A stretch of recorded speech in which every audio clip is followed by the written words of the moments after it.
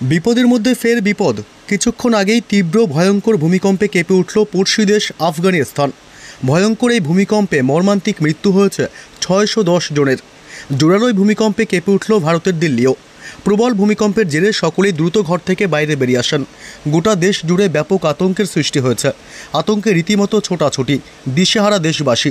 তবে এই ভূমিকম্প কখন ঘটেছে, কতটা ক্ষয়ক্ষতি হয়েছে এই ভূমিকম্পের ফলে, এই মুহূর্তে কি খবর পাওয়া যাচ্ছে, সবই বিস্তারিত জানাবো এই খবরে। বিস্তারিত জানতে খবরটি অবশ্যই শেষ পর্যন্ত দেখবেন। আর সবার আগে সবার প্রথম পরবর্তী লেটেস্ট আপডেটগুলি জানতে আমাদের ইউটিউব চ্যানেলটি সাবস্ক্রাইব করে আমাদের সঙ্গে থাকবেন। আবারও ভূমিকম্প, এবার ভূমিকম্পের মাত্রা 6। জোরালো ভূমিকম্প আফগানিস্তানে, আর তার জেরেই কাঁপল দিল্লি এবং সংলগ্ন অঞ্চলগুলিও। আফগানিস্তানে কমপক্ষে 3 বার কম্পন অনুভূত হয়েছে বলেই জানা গিয়েছে। ভূমিকম্পে কমপক্ষে 610 জনের মর্মান্তিক মৃত্যুর খবর মিলেছে। আহত হয়েছে 1300-রও বেশি মানুষ।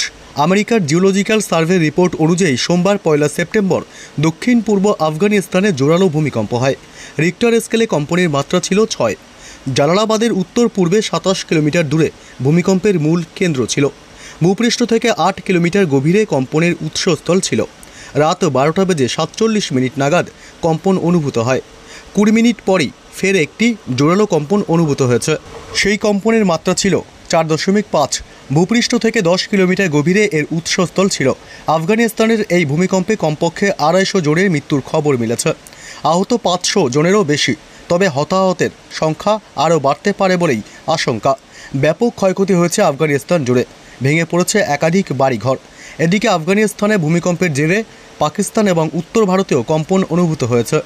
দিল্লি এবং সংলগ্ন এলাকাগুলিতেও বেশ জোরালো কম্পন অনুভূত হয়েছে বলেই জানা গিয়েছে। বাড়িগুলি থরথর করে কাঁপতে শুরু করে। বাসিন্দারা আতঙ্কে মধ্যরাতে রাস্তায় বেরিয়ে আসেন।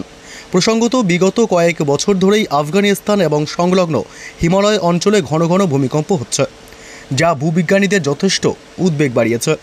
বিজ্ঞানীদের মতে ভারতীয় এবং ইউরেশিয়ান প্লেটের মধ্যে ক্রমাগত সংঘর্ষের কারণে ঘন ঘন কম্পন অনুভূত হচ্ছে।